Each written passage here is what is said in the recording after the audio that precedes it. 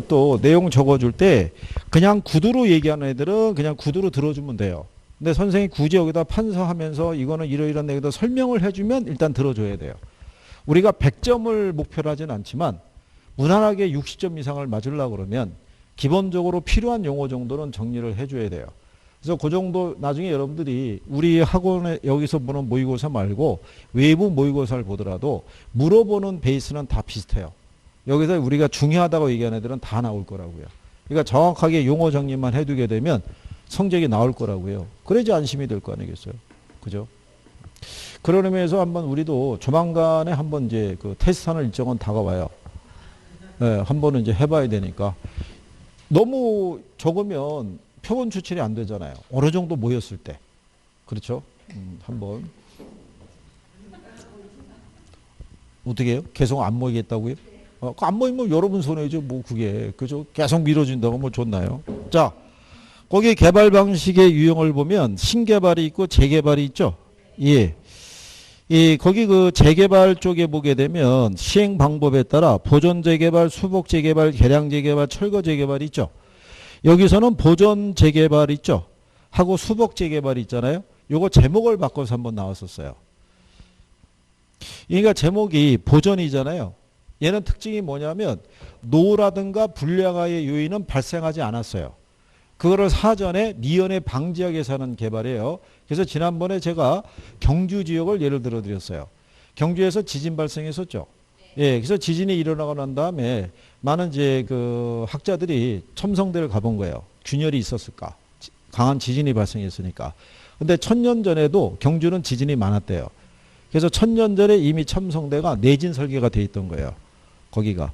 그런데 1000년 전에 지었던 건축물인데 계속 이런 식의 지진이 계속 여진이라든가 발생을 계속하게 되면 충격을 받을 수 있잖아요. 그래서 거기다가 보강장치를 해놓은 거예요. 그러니까 앞으로 혹시 지진이 추가로 발생하더라도 그걸 방지하기 위해서 뭐 그런 식의 개발이라고 그러면 수복 재개발이라는 것 있죠. 얘는 노후 불량화 요인이 발생한 거예요. 그거를 원상 회복시켜주는 거예요. 무슨 말인지 이해하시겠나요? 균열이 일어나면 균열에 대한 부분을 메꿔주든가. 그렇죠? 네, 그래서 그게 수복 재개발이면 개량 재개발은요. 노후 불량화 요인을 회복시켜준과 동시에 기존에 없었던 시설을 새로 지어주는 개념이 개량 재개발이고요. 철거 재개발은 전면 철거 재개발이에요. 싹 밀어버리고 새로 우리가 다시 개발하는 거예요. 주로 후진국에서 많이 쓰던 방식이 철거 재개발이에요. 이게.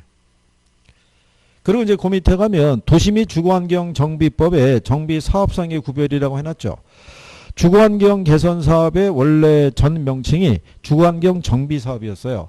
그게 이제 개선 사업으로 바뀌었고요. 정비 사업일 때 한번 출제했고요. 작년 여러분 시험에는 재개발 사업이 나왔던 거예요. 박스로 주고 무슨 내용이냐라고 이제 물어본 거예요. 그렇죠? 그래서 재개발 사업은 거기 나온 것처럼요. 이 정비 기반 시설이 열악한 지역이 있죠. 예, 거기서 재개발이 일어나는 거예요. 재건축은 정비 기반 산업은 양호해요. 그죠? 그래서 우리가 재건축하고 재개발이 있을 때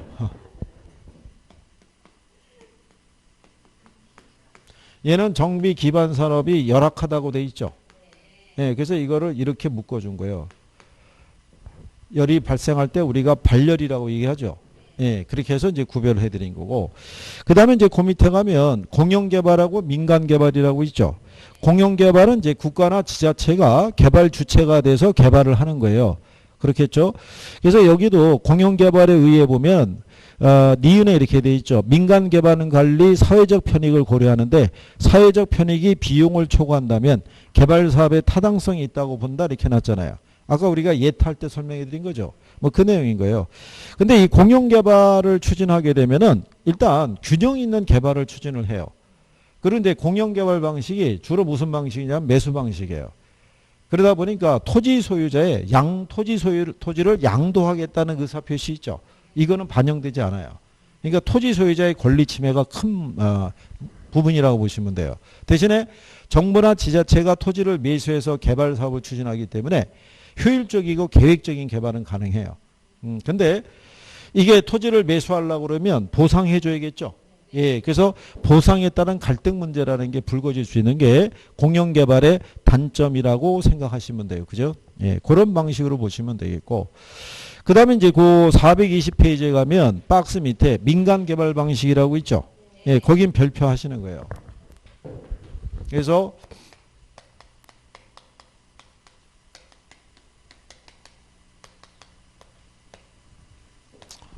여기가 이제 시험상에서 자주 등장하는데요. 민간 개발 방식에 가게 되면요.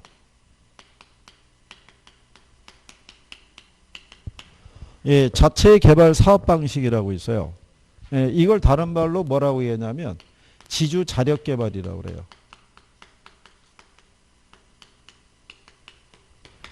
그러니까 토지 소유자가 자기가 소유한 토지 있죠. 거기다 자기가 개발 자금을 조달해서 자기가 건물 지어서 분양해서 수익을 가져가는 구조예요. 그러니까 경기가 좋을 때 할 수 있어요. 근데 경기가 안 좋게 되면은 지어서 분양이 잘 안 되잖아요. 그러면은 결국은 땅이 날아갈 수도 있는 거예요. 건설 자금을 자기 땅을 담보로 해서 조달한 건데 분양이 안 되면은 자금 회전이 안 되잖아요. 예, 그렇게 해서 날아간 사람들도 여러 사람이에요. 그러니까 쉽게 도전할 일은 아니죠. 그래서 이 위험을 줄이기 위해서 등장한 게 지주 공동사업이에요.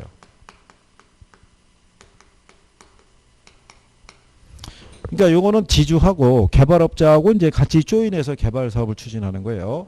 그래서 위험을 분담시키는 방법인데 지주 공동사업 안에 들어가게 되면요. 공사비 대물 변제형이 있어요. 공사비 대물 변제형의 또 다른 표현을 우리가 등가 교환 방식이라고 그래요. 그러니까 이게 대물로 준다는 거는요. 왜 동네에 가게 되면 연립이나 다세대 짓죠. 그러면 전기업자가 와가지고 전기시설 다 설치해줘요. 그거를 대금을 돈으로 주는 게 아니라 201호를 넘겨주는 거예요. 그거 팔아서 가져가라 이런 거예요. 여기서의 등가 교환이라는 거는 토지 소유자의 토지 있죠.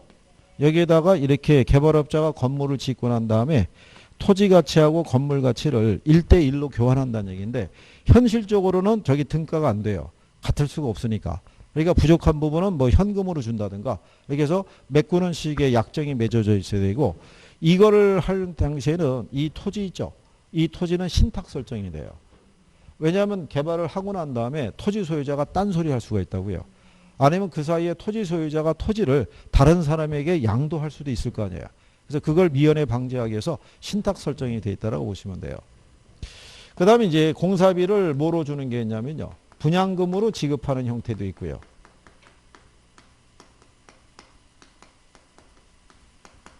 그 다음에 이제 투자자를 모집하는 형태도 있어요. 지역에 가면은 조합 아파트에서 조합원들 모집해서 투자 운영하는 방식 있죠. 예, 그런 방식으로 할 수 있고요. 여기서 여러분 시험에 나오는 거는 이제 이거 주로 나와요. 사업 위탁 또는 사업 수탁 방식이에요. 여기는 이 사업 위탁 또는 수탁 방식이 있죠. 예, 여기서의 사업 주체 있죠. 사업 주체는 토지 소유자가 되는 거예요. 그죠? 여기서의 개발업자 있죠. 이 사람은 사업 시행을 대행하고 수수료만 받아가는 거예요. 그러니까 예를 들어서 개인이 이제 건물 지었잖아요. 지었는데 분양의 노하우는 없어요.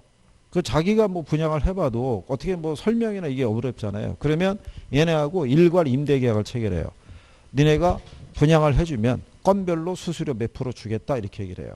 그래서 여러분들이 왜 지역에 가게 되면 개인이 지었던 건물이 있는데 뭐 플랜카드 하나 딸랑 붙어 있어서 분양 임대 이렇게 하나 있고 전화번호 있고 뭐 특별한 게 없어요. 근데 얘네가 붙으면 틀려지는 거예요. 그 옆에 사무실 하나 딱 들어가 있고 그리고 이제 바로 사람들 풀고 막 이래가지고 분양을 막 촉진을 시키죠. 그래서 여기서 틀리게 주는 거 뭐냐면 개발업자하고 토지 소유자가 이 소유권을 공유한다든가 지분을 공유한다든가 이익을 공유한다 그러면 틀리는 거예요. 무슨 말인지 아시겠나요? 그 다음에 이제 또 시험에 자주 인용이 되는 게 얘예요.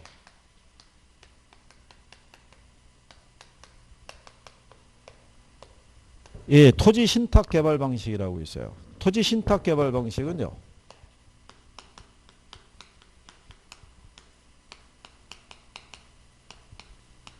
위탁자하고 수탁자가 있는데요. 위탁자가 지주고요. 토지 소유자. 수탁자가 누구냐면 신탁회사예요. 얘네가 이 신탁 계약을 체결을 함과 동시에 여기 토지 소유자가 소유하고 있는 토지 있죠. 예, 토지에 대한 소유권 있잖아요. 요 기간 동안에는 얘한테 넘어가는 거예요. 일로. 그래서 요것만 시험으로 나온 적이 있어요. 형식적으로 토지 소유권이 이전되는 방식이 뭐냐. 그게 예, 그렇게 출제한 적도 있어요. 그러면 얘네가 이걸 조달해요. 건설 자금을 조달해서 얘네가 개발을 해요. 그리고 분양을 통해서 발생한 수익 있죠. 그걸 가지고 들어간 비용이 있죠. 수수료 공제하고 위탁자 또는 위탁자가 지정하는 수익자가 있어요. 예, 일로 지급해 주는 거예요. 근데 위탁자하고 수익자가 같을 수도 있어요. 예, 제3자를 지정하지 않고 이렇게 가는 방식이 토지 신탁 개발 방식이에요. 그죠? 그리고 이제 뒤로 넘어가시게 되면 컨소시엄 구성 방식이 있는데요. 예, 이거는 대규모 개발 사업이 있죠. 예, 대규모 개발 사업 할 때 여러 개의 기업이 연합법인을 설립을 해서 개발 사업을 추진하는 방식이에요. 이게 예전에 우리나라에 저기 그 한반도 대운하 사업 추진했던 이거 들으신 적 있나요? 이게 공사 구간이 굉장히 길었다고요. 그래서 이 한 공사 구간의 공사비만 뭐 수조에서 수십조 이렇게 들어가는 뭐 그런 부분이니까 이거를 하나의 기업에서 하기는 어려우니까 여러 개가 같이 참여하는 거예요. 그죠? 그때 자기들이 맡은 공사 구간의 사업성 검토만 하는 것도 수십억 들어갔을 거예요. 이게. 근데 이게 결국 취소됐잖아요. 취소돼 가지고 초기 사업비만 날린 경우도 있어요. 근데 이게 날라가게 된 결정적인 게 뭐냐면 아까 했던 이 비율이 있죠. 네, 이거 대입해서 그런 거예요. 이게 비용이잖아요. 이게 편익이고. 그때 정부 발표는 이 수치가 2.5가 된다고 그런 거예요. 그러니까 이거 대비 이게 2.5배 크다고. 그러니까 타당성이 있다고 얘기한 거예요. 그래서 그때 S대 교수들이 기자회견을 열어서 따진 거예요. 이 비용에 외부 비용이 반영이 됐느냐. 이거 파괴되면 여기는 이게 환경이 파괴되는 거라고요. 그리고 여기 있는 문화재들이 어떻게 돼요? 다 움직여야 되고. 그래서 나중에 혹시 이게 잘못되면은 여기를 다시 복구하거나 복원하는 비용이 있죠. 그 우리 후손들이 대대로 물어야 되는 거예요. 그럼 이거를 제대로 반영했느냐를 따져본 거예요. 그러니까는 곤란하잖아요. 예, 그러니까는 발표가 없고 뭐 대충 이러다가 이거 없어요. 안 한다고 그러더니 4대강으로 간 거예요. 쭉 가가지고. 그래서 지금 근데 4대강 하는 것만 해도 비용이 천만억짜리 비용이 들어간 거예요. 건설 비용이. 그렇지 않겠어요? 그래서 어쨌든 간에 그런 거 할 때 이렇게 연합법이네요. 이렇게 해서 하게 되면 좋을 것 같아도 좋진 않아요. 저게 왜냐하면 이해관계가 첨예하게 대립한다고요. 저게 관급공사면은 수익이 보장이 된 거랑 똑같거든요. 그러면 지분을 많이 가질수록 유리한 거예요. 그 의사결정 내리기도 쉽지 않고. 쉬운 건 아니라고 보셔야겠죠. 자, 뭐 그런 내용이니까요. 뭐 구별은 하실 수 있겠죠. 그죠? 예. 나중에 틀림없이 외부 모의고사 보면 틀림없이 출제가 돼 있을 거예요. 여기도.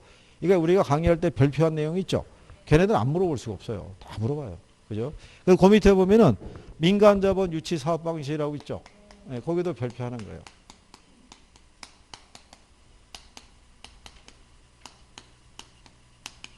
이거는 이거 생각하시면 돼요.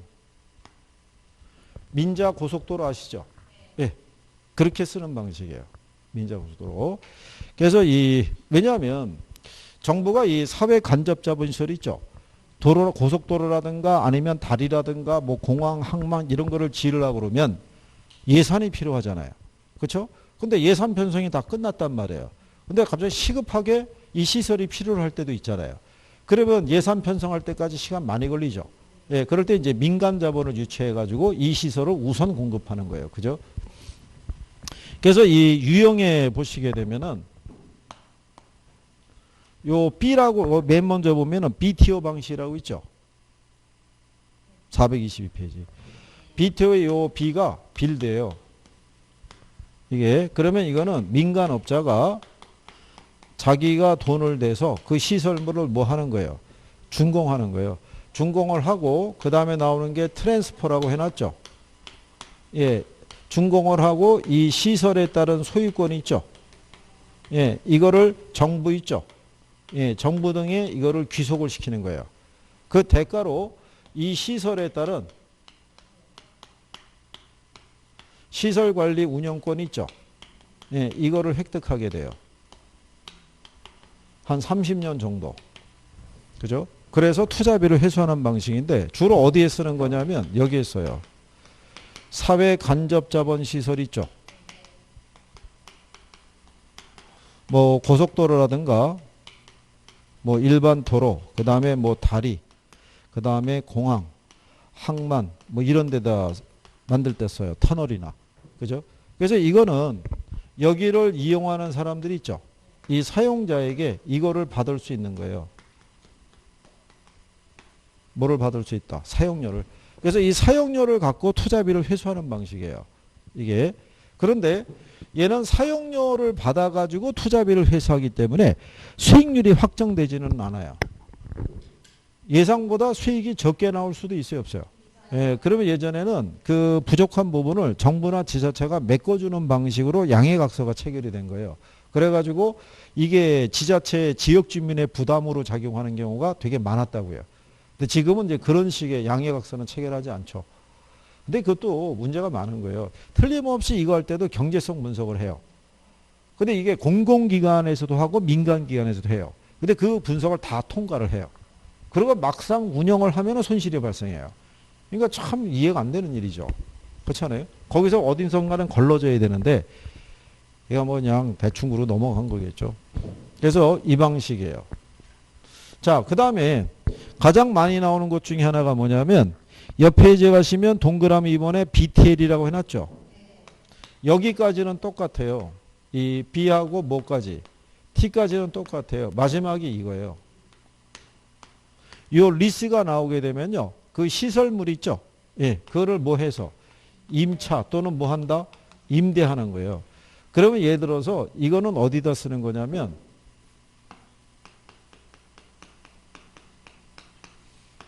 군인 아파트가 필요해요. 그죠? 예, 그런데 국방부에서는 현재 예산을 가지고는 이걸 짓기가 어려워요. 그러면 민간업자에게 이걸 지어달라고 얘기하겠죠. 그 다음에 군인 아파트가 지어졌잖아요. 근데 군인 아파트를 민간이 소유할 수는 없잖아요. 그러니까 소유권을 넘겨주는 거예요. 일로. 넘겨주는 대가로 군인 아파트에 대한 관리를 이 관리권을 얘한테 주는 거예요. 관리권을. 운영권을 얘가 갖고 있으니까. 그러면 국방부에서 얘하고 임대차 계약을 체결해요. 그래서 이 군인 아파트를 사용하는 군인들에 대한 임대료 있죠. 이걸 얘가 지급하는 걸로. 그래서 임대료를 가지고 투자비를 회수하는 방식이에요. 그러니까 여기는 군인 아파트라든가 도서관이라든가 또는 대학 기숙사 있죠. 그 다음에 학교 있잖아요. 여기는 시설 사용자에게 이거를 받기가 어렵다고요. 적정한 사용료를 비싸게 받을 수가 없잖아요. 그러니까 사용료 가지고는 투자비 회수가 안 되는 거예요. 그러니까는 임대차 계약을 체결해서 거기서 설정된 임대료 가지고 투자비 회수하는 거예요. 그러니까 얘는 수익률이 확정이 되는 거예요. 매달 임대를 얼마씩 주기로 결정이 됐으니까. 무슨 말인지 이해하시겠나요? 그 방식으로 쓰는 게 BTL이에요. 그래서 얘는 임차 또는 임대 있죠. 쭉 따라가다가 마지막에 이게 뜨면 그게 BTL이에요. 이게. 그래서 얘네 둘이 가장 많이 인용이 되고요. 둘이. 그 다음에 근래는 여기까지도 인용이 돼요. 지난번에 말씀드렸던 BOT는 얘하고 반대죠. 예, 이거는 이제 우리나라 이 기업이 우리나라 정부하고 계약을 체결할 때는 이 방식이 돼요. 그렇잖아요. 우리나라 정부니까. 근데 외국에 나가서 계약을 할 때는 불안한 거예요.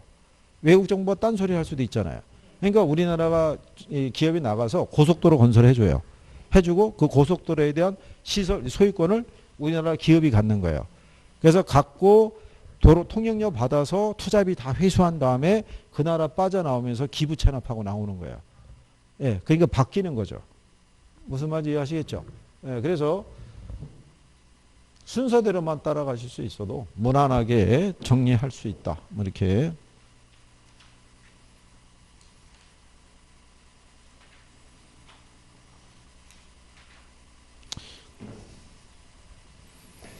어, 430페이지 한번 가보세요.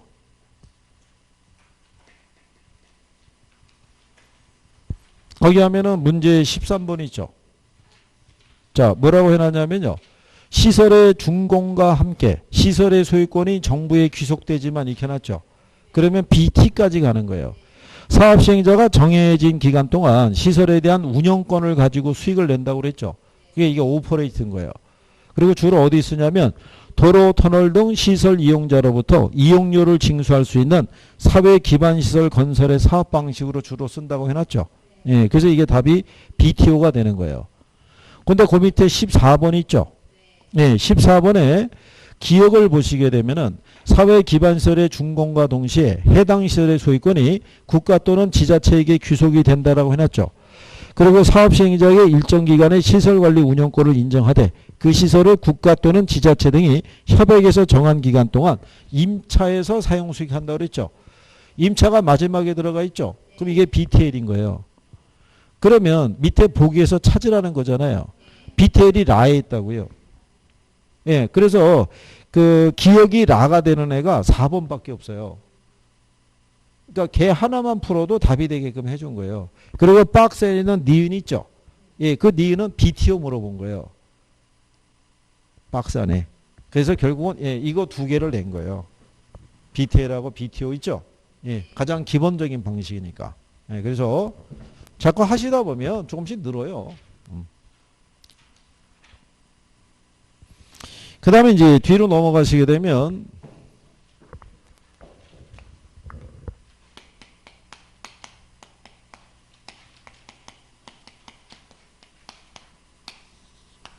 예, 부동산 관리라고 이제 돼 있어요. 그죠? 예.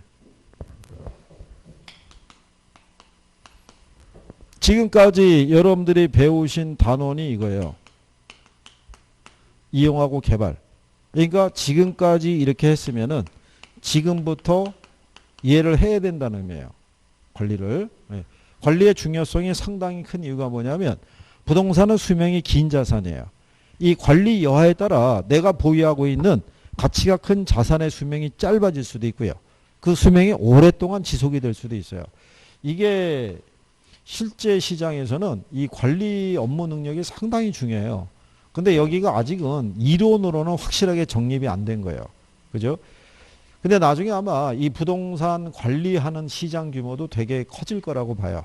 근데 거기도 역시 대기업들이 먼저 선점해서 진출해 있어요. 이게.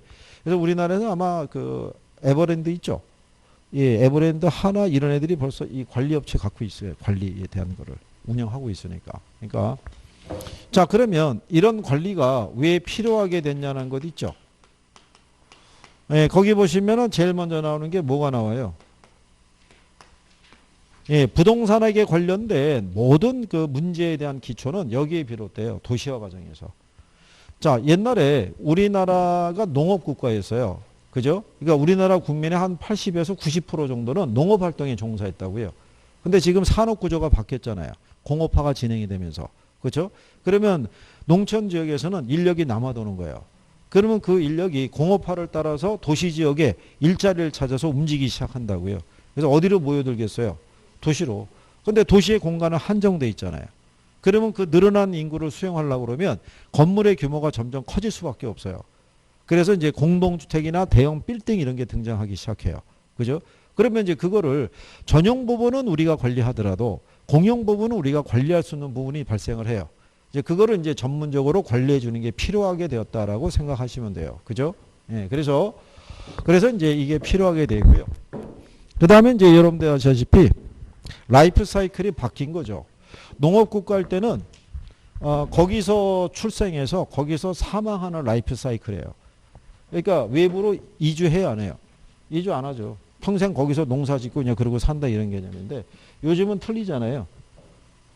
이 도시만 하더라도 이 도시의 부동산의 일정한 비율은 외지 사람 소유일 거라고요. 그죠? 그러니까 자기가 이 소유한 부동산과 거주지가 일치하지 않아요. 그러니까 그거를 또 누군가는 관리를 해줘야 돼요. 그렇잖아요. 그래서 이런 관리에 대한 필요성이 점점 대두되고 있다라고 생각하시면 돼요. 그 다음에 이제 뒤로 넘어가시게 되면요. 관리의 분류라고 나오죠.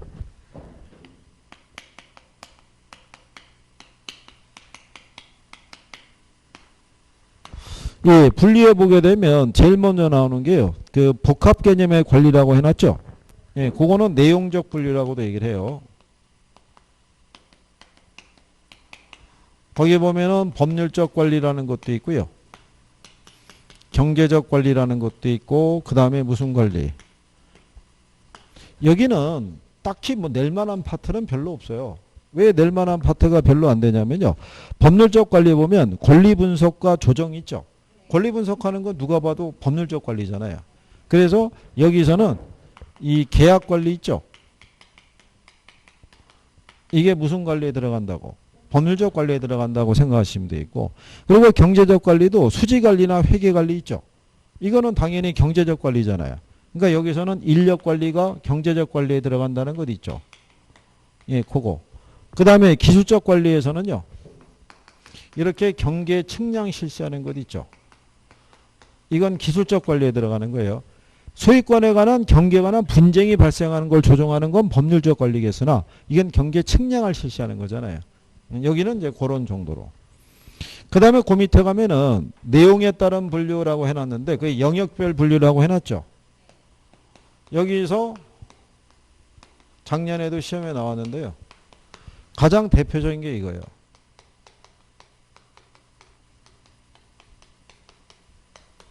자산관리라는 게 있고요. 예, 그 다음에 거기 보면 부동산 관리라는 게 있고요. 그 다음에 시설 관리라고 있어요. 이 중에서 가장 상위 레벨의 관리가 이거예요. 네.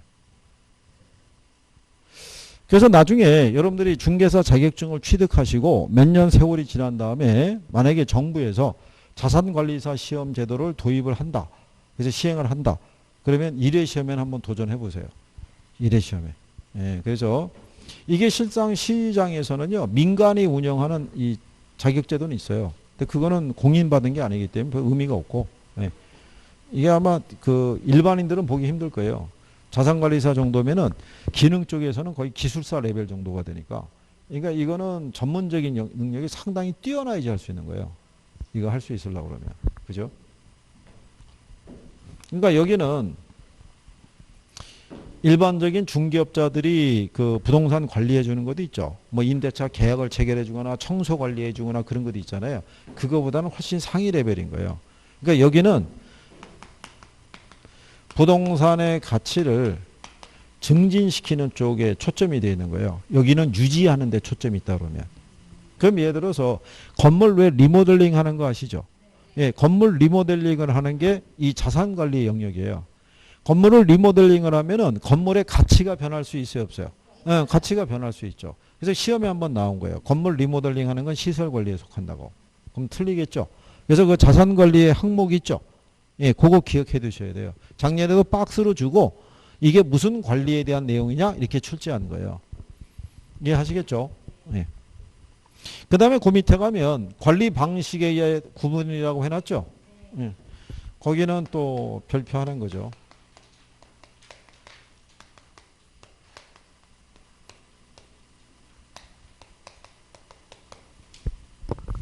자, 거기 보시면은 이 자가관리라는 게 있어요. 자가관리를 우리가 직접관리 또는 자치관리라고도 얘기를 해요. 그러니까 자가관리라는 게 가장 전통적인 관리 방식이에요. 주로 이 단독주택이라든가 2층에서 3층 정도의 소규모 건물이 있죠. 예, 그 관리를 여기서 하는 거예요. 자가관리의 가장 큰 장점이 있죠. 일단 이게 잘 돼요. 여러분 집에 있었던 일은 여러분이 밖에 나가서 떠들지만 않으면 모른다고 그랬죠. 사람들이. 근데 단점은 뭐겠어요? 매너리즘이 있죠. 무사 안일주의.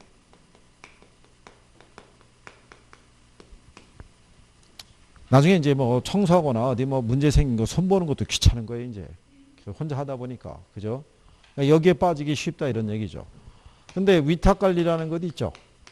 얘를 간접관리라고 얘기하자 얘네를 그 외주관리라고도 얘기를 해요. 얘의 가장 큰 장점이 있죠. 이걸 탈피해 준다는 거예요. 왜냐하면 돈 받고 계획에 의해서 관리를 해야 되니까 뭐 매너짐에 빠지거나 일일은 없죠. 근데 단점은 뭐냐면 기밀 유지가 안 돼요. 지난번에 설명해 드렸죠.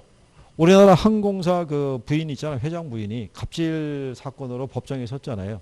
그 사람의 갑질에 대한 내용은 누구를 통해서 직원이 나왔겠어요? 뭐 가정부, 정원사, 운전기사 이런 사람들이 외부에 증언한 거예요. 그러니까 외주 관리를 주면은 기밀 유지가 안 된다고요. 그렇잖아요. 그러면 이렇게 적어드린 이유는 크로스잖아요. 얘의 장점이 얘의 단점이고요. 얘의 단점이 얘의 장점이 돼요. 그러니까는 그 항목을 외우려고 하지 마시고 내용을 조금 이해를 하시다 보면 자연스럽게 구별이 돼요. 다만 여기서 지난번에 이렇게 해드린 거죠. 이 부동산에 대한 종합적인 관리 있죠.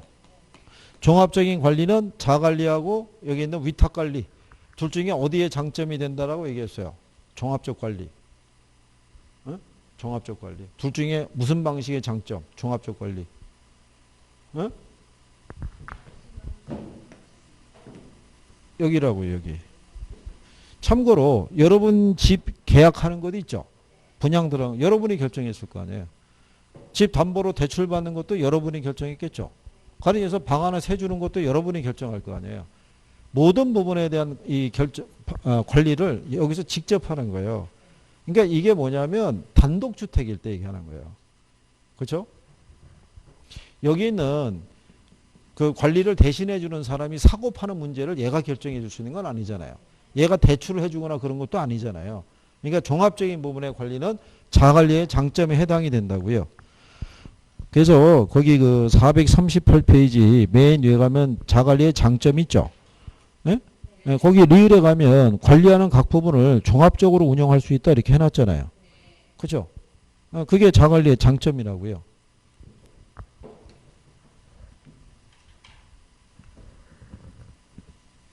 그 다음에 혼합관리라고 있어요. 예, 혼합관리는요. 자가관리에서 위탁관리로 가기 전에 과도기적인 관리가 혼합관리예요. 그러니까 여기는 기본적으로 이 경영에 관련된 거는 직접 관리해요. 근데 시설에 따른 관리 있죠. 예, 얘는 위탁을 줘요. 위탁을 주는데 이게 선별 위탁이라는 거예요. 모든 파트를 다 위탁을 주는 게 아니라 뭐 청소라든가 경비라든가 또는 예를 들어서 엘리베이터 관리라든가 뭐 이런 거 있을 거 아니에요. 그죠? 건물의 규모가 크면은 청소도 용역을 줘야 되고 경비도 용역을 줘야겠지만 규모가 작은 건물 같은 경우는 별도의 경비를 안 둔다고요.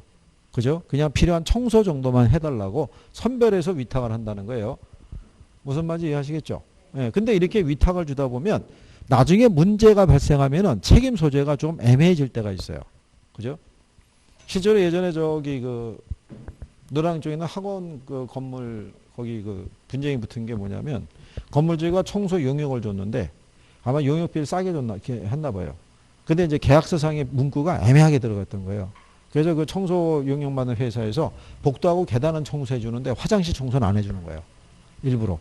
그러니까 거기 들어간 세입자들이 이제 컴플레인이 생기는 거죠. 왜 이걸 안 해주냐. 임대료 관리비 다 받아가면서. 그러니까 이제 건물주하고 거기 청소용역에서 또 싸운 거예요. 거기서. 그걸 또 복도에서 싸워가지고 다 알게 된 거죠.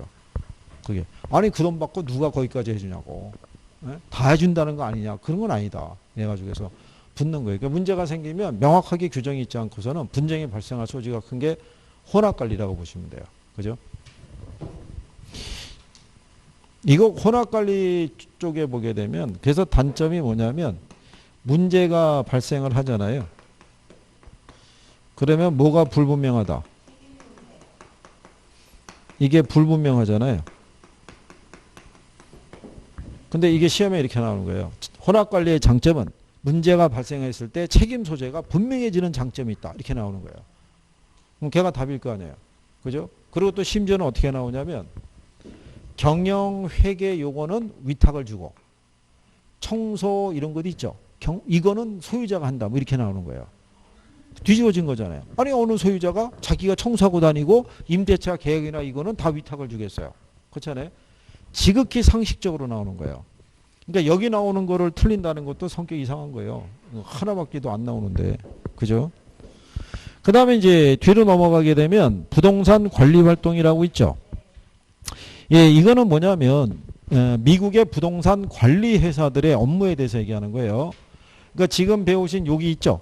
여기까지는 일본의 빌딩 관리에 관한 부분이에요. 그러니까 우리나라 이 관리 쪽이 아직은 이론이 정립이 안 돼 있다 보니까 일본 애들하고 미국 애들의 내용이 같이 섞여 있다고 보시면 돼요. 그래서 여기 관리 활동에 보면은 제일 중요한 게 임대차 활동이에요.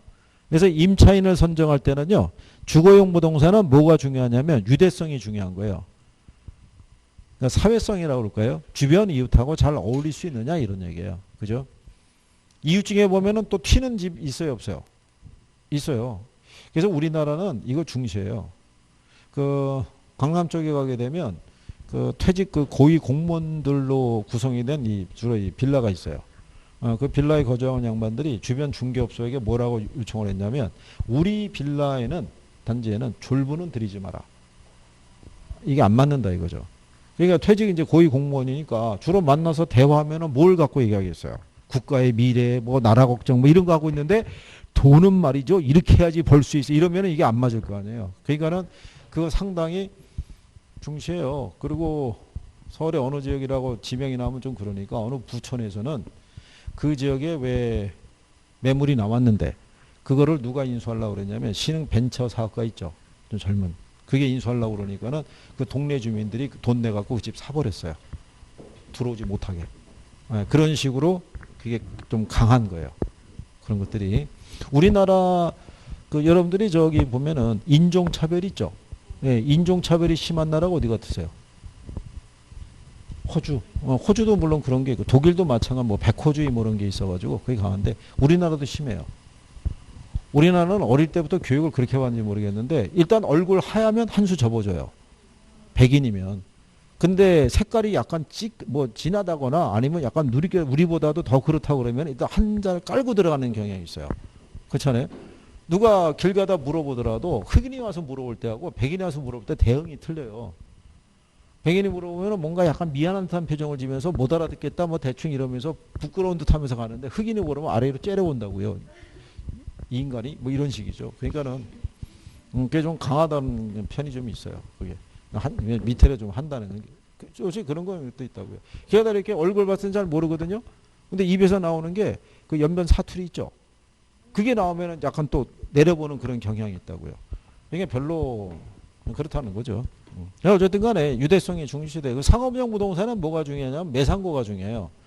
왜냐하면 주로 1층에 이 상업용 부동산이 들어설 가능성이 있잖아요.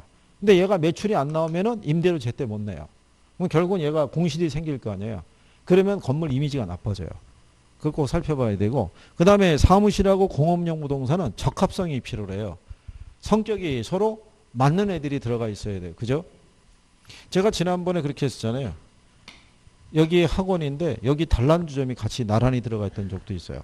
그래가지고 곤란한 경우도 있고 그리고 여기도 보면은 저쪽에 무슨 요가 학원 있잖아요. 가끔 가다 보면은 여자분들이 나올 때 보면은 거의 그 복장으로 나올 때는 민망할 때도 있는 거예요. 그게. 그래서 예. 아니 이제 그게 여자분들이 이렇게 나중에 뭐 여기서 합격하신 다음에 또 가서 살 빼러 가시면 되겠네. 그죠? 예전에 저기 다른 학원은 6층이 거기도 6층이 학원이에요. 근데 2층하고 3층이 이런 헬스 이런 거였어요. 예. 이게 일로 공부하러 와야 되는데 여기다 운동도 한다고 여기 등록했다가 여기서 뭔가가 또 썸씽이 생겨가지고 여기 안 올라오고 계속 2층하고 3층에서 머물다가 간 친구도 있어요. 젊은 친구. 자매가 그렇게 등장했다가 참 뭐라고 말을 못하고 야 언니는 왜 안 오냐? 그 물어보면 언니 바쁘다는 거예요. 어디서? 밑에서 바쁘다는 거예요. 그러더니 3년 정도 있다가 다시 등장했어요. 언니만. 네, 이제는 따야 되니까 온 거죠. 그러니까 그때 딸 때 그때 땄어야 되는 거예요. 시간이 지나면 나중에 후회해요. 그죠? 예전에 학창 시절에 영어 회화에 도전 안 해본 사람 없어요. 다 해본 거예요. 그죠? 하다 다 포기한 거죠. 그렇지 않겠어요? 근데 시간이 지나놓고 나면은 그때 그거라도 해놓을 걸. 그렇잖아요. 후회만 막 급한 거예요. 그러니까 딸 수 있을 때 따는 게 제일 좋아요. 자, 그런 얘기고요. 임대차 계약을 하면은 주거용 부동산은 총임대차예요. 그러니까 여러분들이 만약에 전세 들어가면 보증금 냈죠. 그리고 관리비만 부담을 하고 나머지 집에 부과되는 재산세나 이런 거는 다 소유자가 부담하는 방식으로 계약을 체결하고요. 그 다음에 순임대차라고 있죠. 이건 공업용 부동산에 쓰는 거라고 그랬어요. 그죠? 공장 같은 경우는요. 추가되는 비용에 대한 것이 여러 가지가 추가로 발생할 수 있기 때문에 기본 임대료만 협의하고 나머지는 별도의 협의를 통해서 추가되는 비용을 계속 가산시켜가는 방식이라고 보시면 되겠고, 그 다음에 그 밑에 보면 비율임대차라고 있죠. 이게 작년 여러분 시험에 계산 문제로 나온 거예요. 이게 그래서 총수입의 일정한 비율을 지불하는 형태예요. 추가적인 매출이 있으면. 옆에 가면 얘가 나와 있죠. 그래서 기본 임대료는 100만 원을 정하고요. 월 수입이 1000만 원을 초과할 때는 초과액의 6%를 가산 임대료라는 임대차 계약을 체결했다 이런 얘기죠. 그래서 어느 달에 총 수입이 1,500이라고 해놨잖아요. 그 500이 초과된 거죠. 그 500에 6%더 주기로 했잖아요. 500에 6%면 얼마야? 5%면 25만 원이죠. 예, 그러니까 기본 임대료 100만 원에다가 25만 원 플러스해서 125만 원 준다 이런 얘기예요.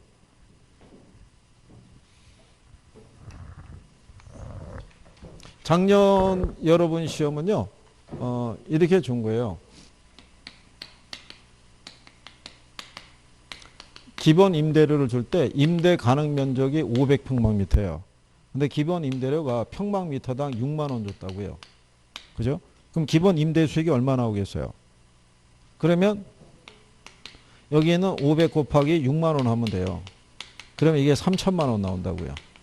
이게 기본 임대료예요. 근데 기본 수입을 얼마로 책정했냐면 5천을 책정한 거예요. 그래서 만약에 5천을 초과하잖아요. 초과하면 초과분에 대해서 10%의 임대료를 추가로 받기로 한 거예요. 근데 추정되는 예상 수입이 있죠.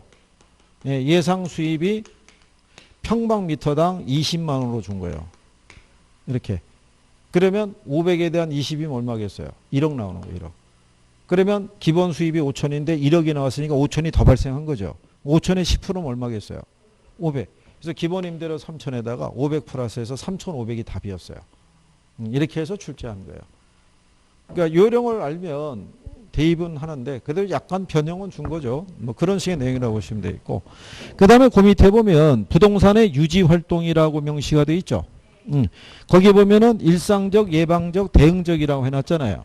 그 우리가 지난번에 이렇게 해드린 거예요. 이 대학교 아시죠? 네, 얘가 제일 중요한 거예요. 예방적이. 예방적이 사전적인 개념이에요. 주요 시설물에 대해서. 여기 대응적이라는 거는 이건 사후적 개념이에요. 보안등이라든가 이런 이제 전등이 만약에 깨지거나 파손되면은 문제가 생길 때 바로 교체하는 거, 대응하는 방식이고, 이거는 사전적 개념인 거예요. 주요 시설물에 대해서. 그래서 이제 그런 정도 정리하시면 되겠고요. 뒤에 가시면은 이제 건물의 내용 연수하고 생애 주기라고 명시가 돼 있죠. 이 건물의 생애 주기를 가보시면 전개발 단계, 신축 단계, 안정 단계, 노후 단계, 완전 폐물 단계인데 건물에 대한 리모델링이라든가 개조나 수선 있죠. 예, 요거는 안정 단계에서 하는 게 바람직하다는 거. 예, 그런 정도만. 노후 단계는요, 이미 완전 폐물 단계 직전이기 때문에 이때는 비용을 투자한다고 그래서 회복이 되거나 그러진 않아요. 그래서